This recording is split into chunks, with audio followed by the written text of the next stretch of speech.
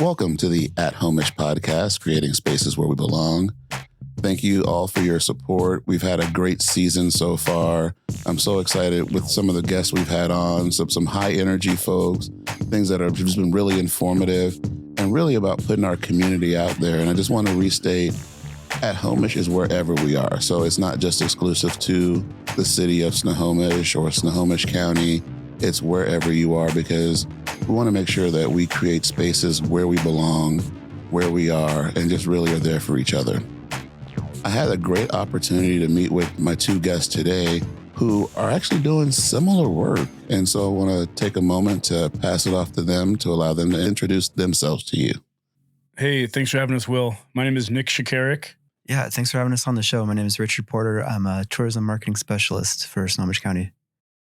That sounds like a pretty big job, tourism and marketing specialist. What does that entail and what do you do? Yeah, actually, we're both tourism marketing specialists, same title. We both have the same title, same job. Because you didn't tell us who you were. Fine. All right. I wear a lot of different hats, and Nick and I share some responsibilities, but generally speaking, we market Snohomish County as a destination for tourists, try to attract folks here. So we create a lot of different media. We do podcasting, we do video, photo, editorial, we create websites. Recently, I've got into working with the Arts Commission as part of the creative sector and doing tourism promotion area grants. So that's my day-to-day. Yeah, and kind of same with that, a lot of the editorial, and we do the podcast together, the Snohomish County Placemakers podcast, where our jobs kind of delineate, I guess, is he's doing the Arts Commission stuff, and I'm helping lead the efforts for FIFA for the county. The FIFA World Cup 2026 is coming to Seattle, and Snohomish County is going to be a big part of that. There's a fan zone in Everett, and all the hotels within 2 hours of Seattle area are supposed to be sold out. So it's going to be a big thing with supposedly 750,000 people coming in. So just hold up, how many? 750,000. You know what's crazy about that? Don't we have about 850,000 people who live in the county? So we're going to almost double. Yeah, it's gonna be pretty insane, and there's gonna be a lot of people popping up here, and we're trying to market Snohomish County as a good place to be and a place to come back to and a place to feel at home. So having fun doing that right now, but it's a really interesting work and I'm really enjoying it. One of the things that I can really appreciate about that, one, I don't see that you have a podcast as competition to me. And, it's like the more we can get the word out there in different formats, the better. But when I worked with the school district previously, I was really clear about this was not work. And when I mean work of equity and inclusion in schools or diversity, it's not work that we can do by ourselves. Mm-hmm. It's so important that we work in partnership, that we work in community. So when I first heard about the Placemakers podcast, I'm like, wait a minute, there's some people who are actually working on marketing and travel and tourism, about getting the word out there about what a wonderful place this is, because it's absolutely wonderful. And so it's like, yes, what are we doing to bring people here? What are we doing to highlight what's in this community so that people feel welcome and that they have what they need? Yeah, I kind of see our podcast as a place where we're talking to cool people who do cool stuff in Snohomish County, kind of like you, Will. This is so cool. I don't know if I've been called cool before.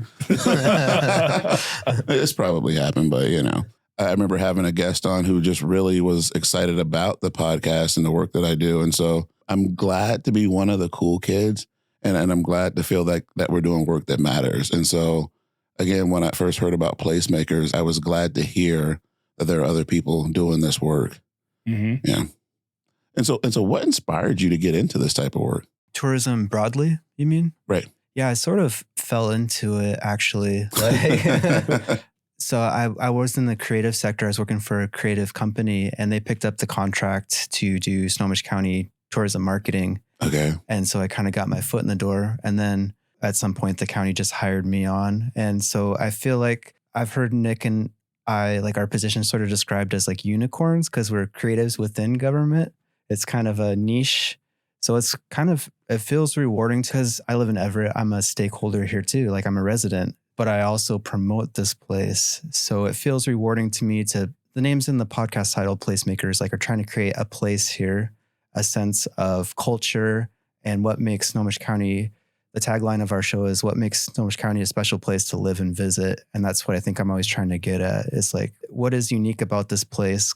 There's so many potential destinations out there marketing themselves, and it's all kind of the same thing. Like, come here, eat, lodge, play. But like, I think we do a pretty good job of, if I can say so, of like getting into the real stories of like business owners, people who are visiting from the outside, getting their perspective, like objectively, how was your experience? And that was the thought behind the podcast originally, is like a little bit more in-depth content instead of just flashy tourism, pretty pictures, you know? Yeah, I'm not for the flashy and the pretty. Yeah. Yeah, having those conversations really gets people talking about, like you said, their experiences here. And, for our guests who are listening and thinking about visiting Snohomish County, really lets them kind of see like, oh, here's what's going on here. And here's some real people talking about what's really happening. And it's not just the shiny stuff. And see, that's what I like about real. And I think I've mentioned this before, but I'm the type of guy, when I go somewhere, I want to find somebody who's local. And I was like, hey, where do you go eat? Where do you go shop? What's the location where you want to go hang out? Because this is what really makes it feel comfortable to you. I don't need to go to that spot. I mean, maybe some of the spots, but the place where everyone goes and takes their selfie, or everybody just kind of goes and hangs out. It's like, I went to this place. I think about when I was in Alaska, and I can't tell you how many people ask me, oh my God, when you were in Alaska, did you see the pipeline?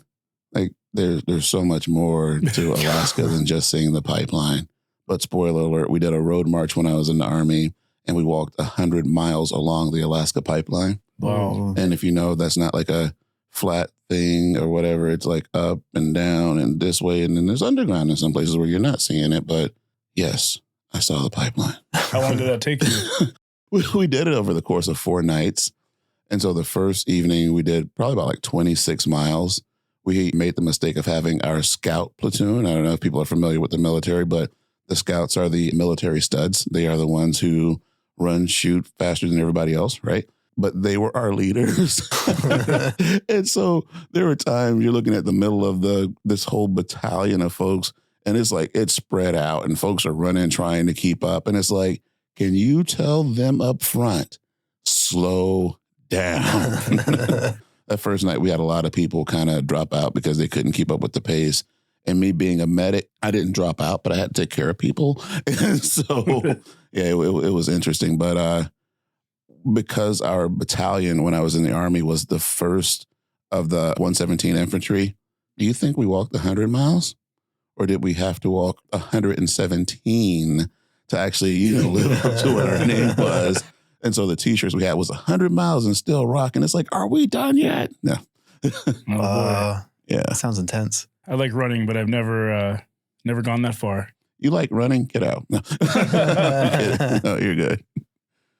You like running too. Yeah. What? Yeah, we're both how are we in the same space? Because no, I think I met my running quota when I was in the Army, Yeah. I got all my miles in, and now my body's like, nope, we are not running anywhere. We're just going to run our mouth. That's it. That's why I have a podcast. Yeah, running used to be a chore for me, but kind of just found I like it. It's a nice way to clear my head and do some thinking, and I always feel good after I do it. So I am going to ask the question, how far do you usually run when you go? I got 2 young kids right now, so it's hard to get out. So when I do, it's usually after bedtime, so approaching dark, so I'll go for maybe 2 to 3 miles. Okay. Yeah, and I'll do it maybe 2 to 4 times a week. Mm-hmm. See, that doesn't sound too bad, because I think about when I was in the Army and we do like 6-mile runs or, weekend, like, I'm going to go run 10 miles. That's probably why I don't like running anymore. I was doing it wrong. Maybe I'll cut it down to like 1 mile or 2 miles or something like that. And, since we're talking about placemakers, where do you like to run around Snohomish? I also live in Everett, and can't beat running down in the Everett Marina. I live in North Everett, so I run through like Legion Park and then down to the marina and, all around the back there by the yacht club. And it's just beautiful. It is a beautiful area. Yeah. And there's so many different routes you can take there. You can go behind like Anthony's and go around kind of by the naval station. And then there's the Boxcar Park route. You can go that way and go around by the Weyerhaeuser building. And yeah, it's my favorite place to run down there. Before I would run that, and they put in the bridge in 2021, the Grand Avenue Bridge. Right. Yeah. It's nice to have that half point. So, I could stop there and go back up to North Everett. But before it's like, you got to go all the way down to like 25th and cut up. And it's like, that's an extra like a mile or two, and it's nice to have that. And it's just so beautiful there. I love it. Yeah. Now I got to ask about pace. Pace. Yeah. Oh, I'm not a fast person. I'm more about just doing it, So I like listen to audiobooks when I run sometimes, and I run like a 10 to 11 minute pace. Okay. Yeah. Okay. I can dig it. And what about you, Richard? What about things you like to do for leisure? Because we kind of started off with work. Yeah. And so now I appreciate when we talk about placemakers, what are the things that really just kind of make us who we are that are more leisurely for us? Yeah. I appreciate that. It's hard for me to sometimes separate work from personal life. Uh-oh. Because you and I should talk. Does that sound familiar? Oh, totally. Yeah. Especially with tourism, because like I like a lot of outdoor recreation, like hiking, bicycling, also running. But that's a big selling point in our county as well. So I like to go out to the mountains and hike, and I take photos and videos. And so that's both what I do for fun and also for work. And there's plenty of amazing outdoor recreation around here. For sure. This time of year, yeah. Did I hear you say bicycle? Yeah. Where do you like to ride? I commute to work sometimes, but the Centennial Trail. Yeah. And then there's this route that I take, like Lowell, Larimer to Snohomish and back from Everett. So, yeah. Okay. So going back to what you were just saying, okay, about the difficulty in separating work from personal life, I feel that's like a theme that I want to dig into more, because I feel in my work around social justice, equity and inclusion, and regardless of how people define it, I really just want to create communities where everybody belongs, right? But then also I feel it's just a part of who I am. I try to be a welcoming and engaging person to where it's like, I don't know you, but I got you. You're a part of this community. And so I feel that it's difficult when we enjoy our work and we're passionate about our work, that while it may not feel like work, we still have to separate ourselves from it. Mm-hmm. Yeah. Yeah. Sometimes it's hard to tell the distinction. Like if you really like your job and you're involved in what you're doing, that distinction between work and play can be blurred. But I also think that's like a really good place to be. Like, at least I can speak personally, like if I'm creating tourism content and I'm having fun, it shows. Like I'm talking about something I'm excited about, and that will come out in the content. Yeah, that's the nice thing about tourism, working in tourism, is that, you could kind of take the stuff you like and do that, and then you get to get paid for it, or just have it evolve. Like, I love baseball, so I'll just go to an Aqua Sox game, and I'll go with my family, and I'm not there to work, but I'll take some photos where it's like, this is a good shot, I'm going to use this for work. Right. Or sometimes I could go there for work, and it's like, I'm getting paid to watch baseball. How great is this? So, sometimes it has that balance of like, okay, I need to put my camera away today and it's family time, but also it's like, to my wife, it's like, I just want to get a couple pictures, because especially if we're driving around the county, it's like, I don't know when I'm going to come back here. So good point. Let me just get a couple pictures so I can save this for so I don't have to come back here later. Yeah, it's a big county. Yeah, it is big. Yeah. We have a lot of territory to cover, like 2,000 square miles. So everywhere, like Darrington all the way to Edmonds, it's a lot to cover. Yeah, it's the size of the country of Brunei and twice the size of metropolitan Paris in France. Oh, wow. Yeah. Okay. I mean, we. I see what you did there. I didn't realize that metropolitan Paris was that big. Yeah, apparently it's a huge place. Wow. Yeah. I've never been. I have to put that on my to-do list. I'd like to go sometime. It looked like a pretty cool place. We watched the Olympics last summer, and right. Yeah, that was pretty amazing. Yeah.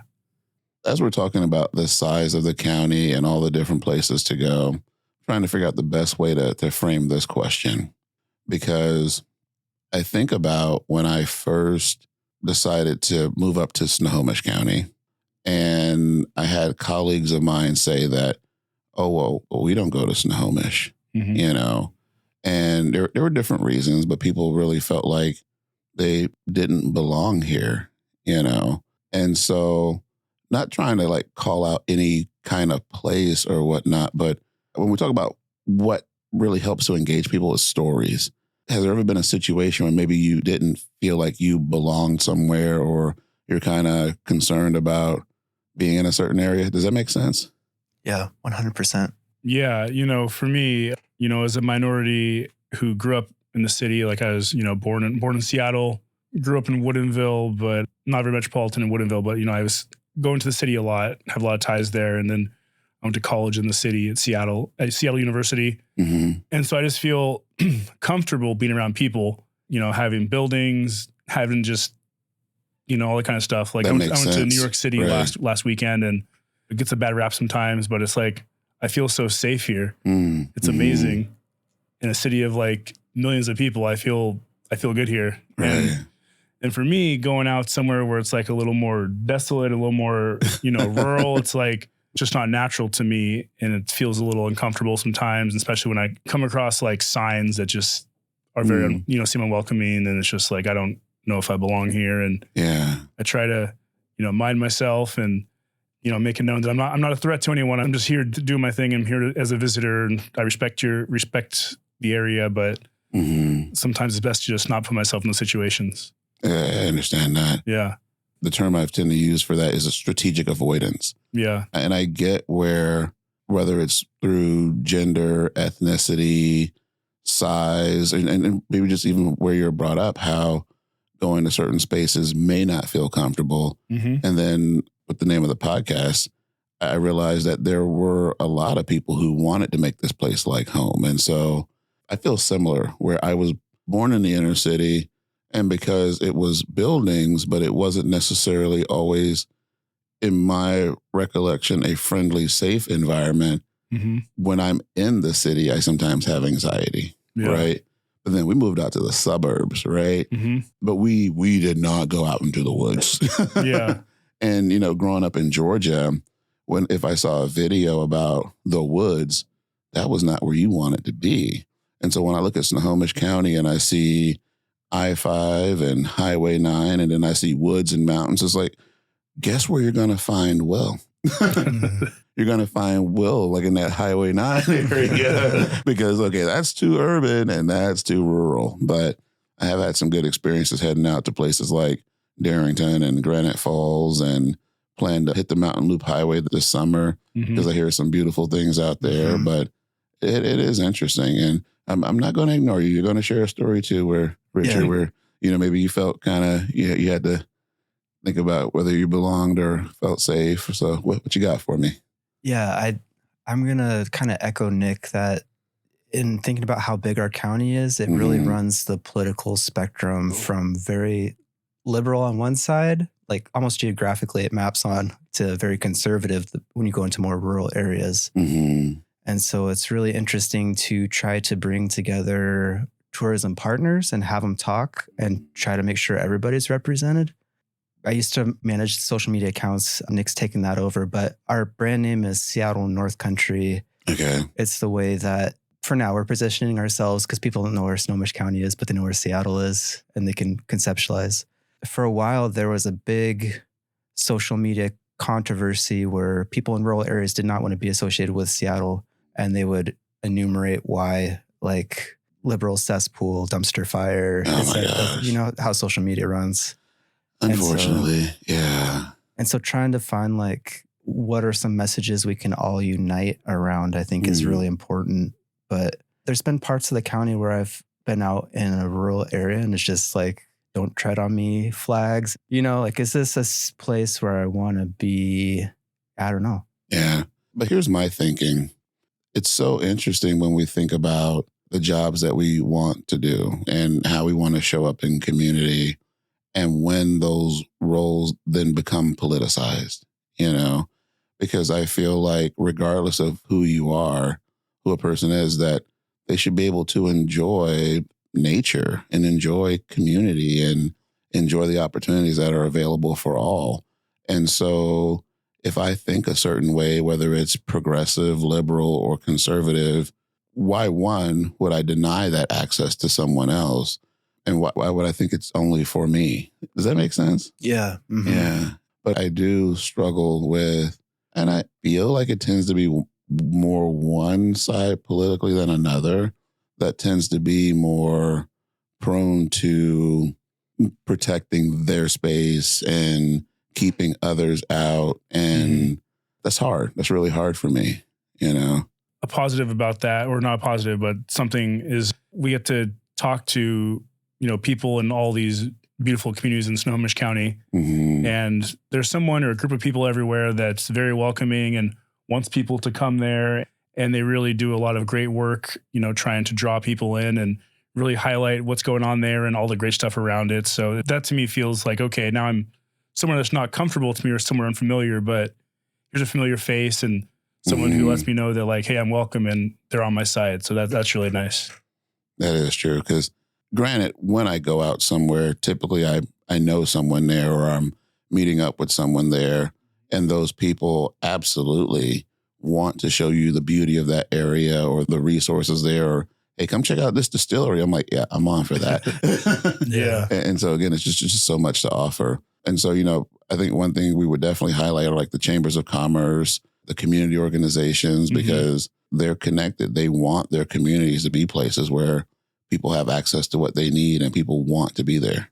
Yeah, exactly. Yeah, I think just approaching anybody, I think like levity goes a long way, and trying to keep things light and humility, like being able to make mistakes, because I've run afoul of some communities by not portraying them like municipalities. Like I haven't written about their thing, and like, oh, I didn't know. Why don't you come out and show me, like this is how you want to market yourselves. Okay.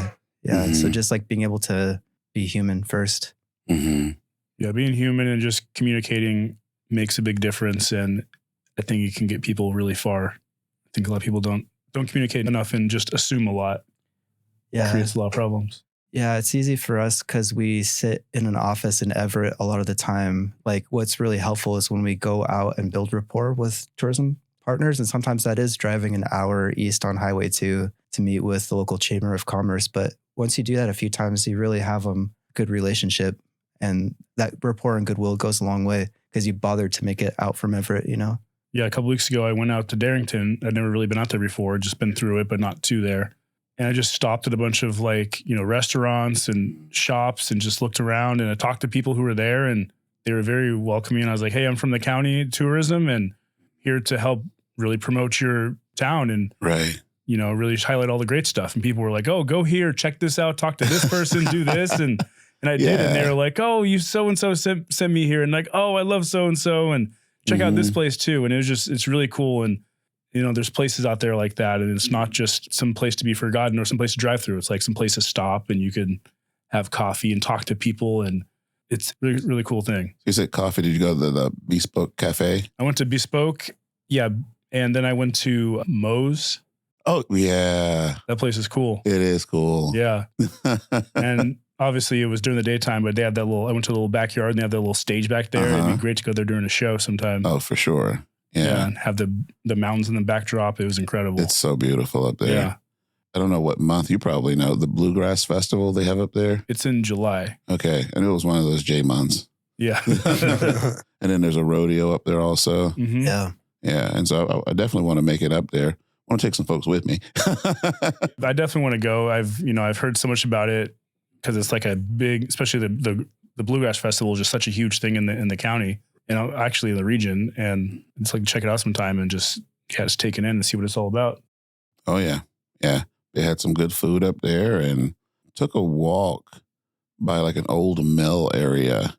Mm-hmm. And it was just so good to get the fresh air, Yeah. And there were a couple guys out there fishing. And I think about when we talk about some of the stereotypical things we see in certain areas. I'm not saying all guys with lifted trucks and stickers are, but some of them have been. But everybody just really seemed cool, and it was good. Yeah, it's nice being in a place where some people getting out of the gas station, leaving their car unlocked, just going and doing their thing, and it's like, huh, cool. That's not the kind of thing you could do in the city. I grew up where you lock everything all the time because I feel comfort in the city and around a lot of people. There's a lot of people around, so you got to be careful, and you don't know everybody. Yeah. But, now I have my public service announcement. Don't go up there with bad intentions, because I do love the concept. I did not grow up with that at all. We was always locking doors, locking cars, got the motion light on. But it's like to have this community where your neighbors and there's not a lot of people just kind of going through town and you can leave your car door unlocked. leave your keys in the car in some places, leave your home unlocked, and it's okay. But it is, when I think what some people may say, don't Seattle my Snohomish, I know some people are going to hate me like, well, I can't believe you said that line. It's like, I don't want a place that's like super busy with traffic.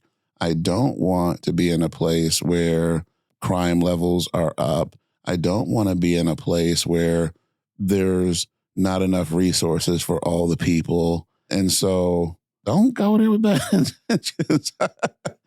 But because it's like, I just really love to be able to visit places that kind of have that feel and that connection and that community. And yeah. For all those reasons, I love being in Everett and living there and working there. And, before I moved up here, I lived in Seattle for a long time. Oh, right. And so there's a lot of stuff to do there. I'm really into like the arts and culture. I went to a lot of concerts, went to, sporting events and stuff. And I never really dawned on me until I moved up to Everett when I met my wife and she lived up here, and I was like, oh, Everett, that's so far away from Seattle. I don't want to be driving up I-5. And then I was like, this place is amazing. And I moved up here and I'm staying here. And then you realize there's a lot of community up here. You go around, it's a big city, with the 115,000 people, but you see the same people everywhere you go. Mm-hmm. That's true. It's comfortable. It's not overwhelming. You could park anywhere you want at any given time, maybe except with the silver tips are playing. Yeah, it's just nice to just have all the amenities, all the resources. Mm-hmm. There's sports there. There's the Aqua Sox right now have one of the top 5 minor league baseball teams in all of baseball. Oh, wow. Yeah, they're huge. And then you got the Silver Tips, which is a hockey team, and they just made the playoffs and stuff. And yeah, it's just really cool to have all these amenities around, and it makes me feel like, oh, I'm in a city still. It's not Seattle, but it has proximity to Seattle and it has everything I need here. So it's like my wife and I basically built our entire life now to be in Everett, and it's like we don't really need to leave Everett. We got places for our kids to go. We got restaurants we like. We got we both work in Everett. We live in Everett. It's amazing. Yeah. And so I will plug this real quick for any of my Seattle listeners. We're not hating on Seattle. We're all about creating spaces where we belong. Some people are Darrington folks. Some people are Everett folks. Some people are Seattle folks. Some folks are New York City folks. And that's okay. But really understanding how we embrace people from all places. And it's okay to have a preference on where you want to be, what you want to do, and walk in and out of those spaces. Because, sometimes I do like going down to Climate Pledge and catching a concert, or going down to the Lumen Field and watching the Seahawks. Mm-hmm. I hate getting in and out of there. But once you're in there, it's like the roar of the crowd in that stadium. Oh my gosh. It's unmatched, yeah. Or even being down at Pike Place Market. Oh my God, it's amazing. But I think we covered a lot of good nuggets here. And again, I wanted to have you both on because I feel like we have a similar nature with the podcast that we're doing, with the placemakers and, creating spaces where we belong. Is there anything you feel you want to share with the audience as some takeaways from our conversation? I think like one thing I've really been aware of lately is just how siloed the county can be. I mean, we work down the hall from each other, and it's just nice to sit down and talk. Like I've met people from facilities, and there's people who work in public records. Like there's so many of these little silos, and it's just really cool to talk to other people in the county. I can agree with that. Our work overlaps, Mm-hmm. Yeah, I agree on that. I came from working at the city of Everett where I worked in communications and kind of tapped into every department, talking to everyone all the time. And here it's very much tourism focused. So it's cool to meet some cool people like you, Will, down the hall and just be like, hey, what are you doing? You want to come to our podcast? And it's like, oh, I got a podcast too. And it's like, no way. Let's do this. Yes way. Yes way. Snohomish County is a great place to be, to live, and to visit. And there's just so much to explore. And I have a lot still to check out. And I'm excited for that. Awesome. One of the things I like about the work I feel we both do is we really strive to get out throughout the entire county to connect with people and see what's out there. And I've not been everywhere. I think I mentioned I want to get out on Mountain Loop, but I've definitely been up Highway 2. And I used to work in Edmonds, used to work in Snohomish, have connections throughout the county. But I would love to just kind of have a quick conversation based on your experiences. What are some areas you feel that we can build on to have Snohomish feel more at home-ish for anyone that comes through? It's a really good question, Will. I think I'll take a shot at it first. I just think that, like I said, there's all these great communities out here and people who are really interested in bringing new people through and checking out the best of what they have. And I think it would just be great to be able to find ways to get their message out there to the greater audience. So, we're doing a lot of stuff working with these, chamber of commerces and the municipalities, really build kind of a rapport with them to make sure that things aren't too siloed and, it's every place isn't their own thing. It's like, we can all work together and just get people involved. But yeah, it's just it's a great place to be and a lot of hidden gems to uncover. And I think people might be surprised to find that, if again, not to bash in Seattle, it's a great place. Right. Live there, born there. It's all right. You're going to find all the big city stuff in Seattle, but you come out here to Snohomish County and there's you got the city, you got the mountains, you got the rural stuff. You got a lot of really cool environments to check out. And it's just kind of like no other place. And it's really, really cool. Mm-hmm. And it has all these amazing things to do. Do you feel there are barriers that prohibit us from being more welcoming and at home-ish? Yeah, I do have some thoughts. I think one thing is access. Rural parts of the county where there's lots of outdoor recreation and travel, there's not good public transit to those areas. Yeah. And also not great public transit from those areas where people can get decent jobs. We've been talking a lot about Darrington a lot because we're doing some work out there for their website. But folks out there, their median income for a family is $40K. And they don't really have a way to get into the city unless they have a personal vehicle. Then they're spending money on gas and insurance. So just resources, I think, can be hard. In Everett, we have a concentration of social services too. Yes. And with that brings homeless populations, drug treatment centers. So Everett sometimes gets a bad reputation too. So yeah, just thinking about where resources are and who has access to them. I think Everett can get a bad rap. Nick and I live there and I think it's a beautiful city, but it can be kind of an acquired taste. So yeah, I don't know if that answers your question. Well, it does. And it's interesting because what I'm reflecting on right now, people often reach out to me to, become more aware of resources.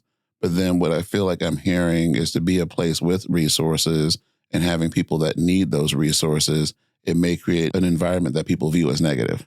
Yeah, right. Oh, yeah. Another kind of barrier, but thing we're trying to, work with a little bit is making it accessible to everybody, going out into the big rural places where it's I don't feel comfortable there. So, we try to be intentional about doing photo shoots with people of color or with more women just to show that hey, everyone belongs here and this place is for people, or even if it's this place is for families, it's not just for adults, or, trying to show how places can be for everyone, even if they don't feel that. Yeah. Before Nick was an employee, he was a model actually for tourism. Okay. And Calvin Klein. I thought I saw you in GQ. But it is interesting. There was an episode that I was listening to from your podcast. Was it Traveling While Black? Is that what it was called? Yeah. And it was so interesting to me as I was listening to that because for those who don't know me, I am Black. But I grew up in an area where most people look like me, right? And going back to the concept of strategic avoidance, there was places that I didn't go for whatever reason. But then after high school, joined the Army, and it was just a matter of we just went wherever, right? And when I got out of the Army, kind of had that same mentality. And then it was afterwards when I really started hearing conversations around, well, look at the TV. Who's on TV? Who do you see? Or look at these brochures. Who do you see? And you don't see us there, so we don't go there. And I'm like, oh. And, right, wrong, and indifferent. I felt like I had seen so many materials where maybe I didn't see me, but if I wanted to go there, guess what I did? I went there. And so it is interesting to hear about some of the intentionality behind who we want to place in our marketing materials, while also knowing that it'd be impossible to represent everybody because our diversity is just so great. Yeah. Mouthful.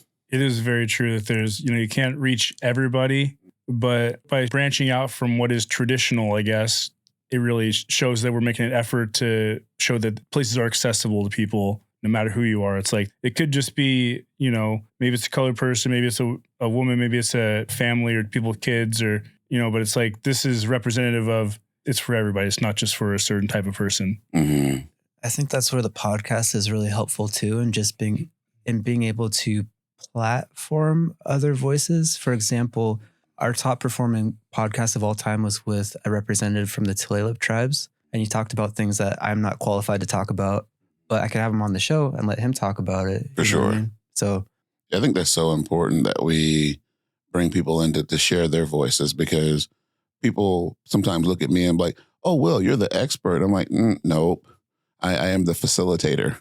I am the equity matchmaker. I will bring people together and say, hey, let's connect you here, connect you there, and let's have a conversation. But I'm not even an expert on me. That's what the therapist says. But no, that's really good stuff. One of the things that we often ask our guests as we prepare to close out our episode, there's a couple things that I feel help people feel at home. You know, maybe it's the comfy furniture, you know, maybe it's the how the neighborhood looks. But when we get down to it, you know, food for one. Oof. Oh, what's your favorite place to eat around here? Let's hit that real quick. Let's see. I got a couple. I like Katya's European Deli. It's in South Everett. I have not been there. It's like Eastern European food, and you know they got like borscht there, and you know I'm part Ukrainian and love that stuff. I love beets. Love a lot of good sweets like pavlova and stuff. Okay. Yeah. Why haven't you taken me there yet? I know we got to go there. Will we'll go there for lunch sometime. Okay. And then I also like one of the newer places I like in Everett is Fisherman Jack's. Yes. Yeah, that place is really good. And yeah, they got the dumplings there that are amazing, and it's also incredible view. It's right on the marina by the pier, and it's just incredible view. It is. Capers and Olives. Have you been there? I just went there for the first time during the sip and shop. How'd you like it? Loved it. I think it's farm to table, but yeah, they prepare everything right there with seasonal ingredients, and it's a date night spot for sure. It is. Another good date night spot is Luca's.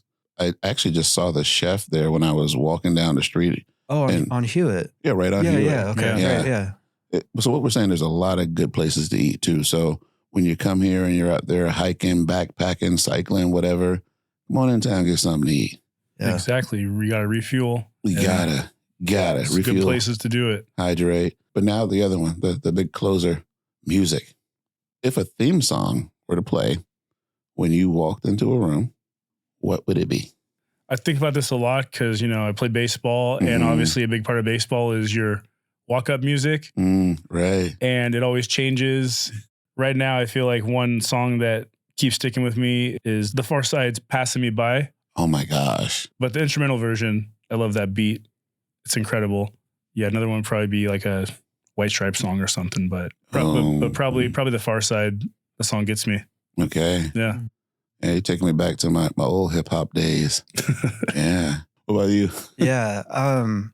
There's not a lot of songs with my name in it, but Ricky, Don't Lose That Number by Steely Dan. I got into a heated debate with somebody in an airport once because he said that was Rod Stewart. I was like, no, it's Steely Dan. And right. Whipped out Spotify, and Definitely I proved him wrong. So yeah. Definitely Steely Dan. Yeah. It's a good song. I do like me some Steely Dan. Mm-hmm. Same. Yeah. Yeah. Like me some White Stripes. Like me some Far Side. Yeah. How about you? Do you have a go-to answer? What? You're asking me this question? I used to DJ. And so, oh my God, there were so many different songs. And a lot of times it depends on the mood. I remember when I was playing football, the song that gets me pumped up in the gym was Public Enemy and Anthrax, Bring the Noise. Mm-hmm. Oh, right. But then I also think about when I drove from Fairbanks, Alaska, back home to Atlanta, Georgia.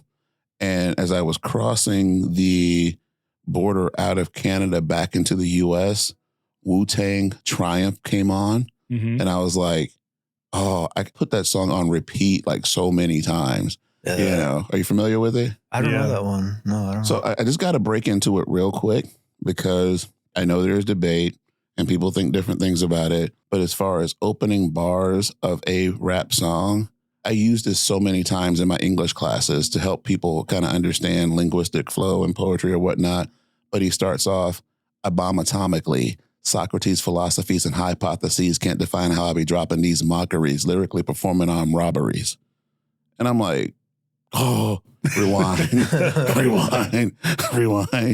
Oh, and then Optimistic by Sounds of Blackness. I talked about that on a podcast before because it just kind of helps me to keep my head up. And hey, as long as you keep your head to the sky. Unwritten by Natasha Bedingfield, which was a song that someone else mentioned before. So many songs.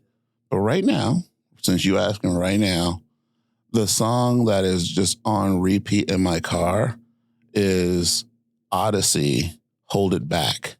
And he talks about how, he's gone through life where, not being able to speak the truth, always kind of holding back. And it's like, I think it's time to stop holding back.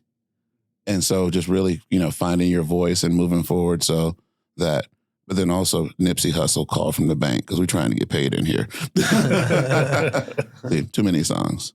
You like to dig into like the lyrical content, it sounds like. Absolutely. Same. Yeah. Yeah. I mean, the musical vibe is one thing, but like good writing in a song. Yeah, that's really good. That same Inspect the Deck lyric from Wu-Tang Triumph, shackling the masses with drastic rap tactics.